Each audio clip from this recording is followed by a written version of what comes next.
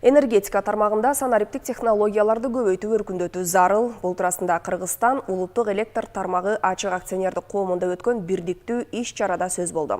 Россиянын, Казакстандын, Франциянын энергетикалык компанияларынын өкүлдөрү катышкан бет ачарда энергетика тармагындагы технологиялар менен таанышуу, аны компаниянын объекттеринде ишке киргизүү, атаандаштыкка туруштук бере алган инновациялык идеяларды, даяр өндүрүштөрдү колго алуу сыяктуу маанилүү маселелер туурасында сөз болду. 2 күнгө созулган энергетикадагы санариптик технологиялар аттуу иш-чара Кыргызстандын энергетикалык тутумунун 85 жылдык мааракесин алкагында өтүүдө.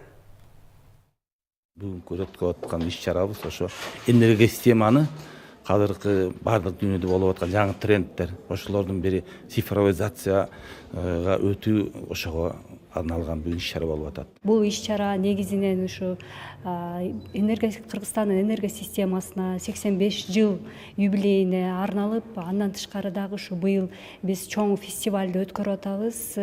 Кыргызстанда, орусча айтканда, вместе ярче Кыргызстан деп атабыз. Кыргызча биргиликте жарыкта деп которуп бүгүнкү күндө жарыялап атабыз.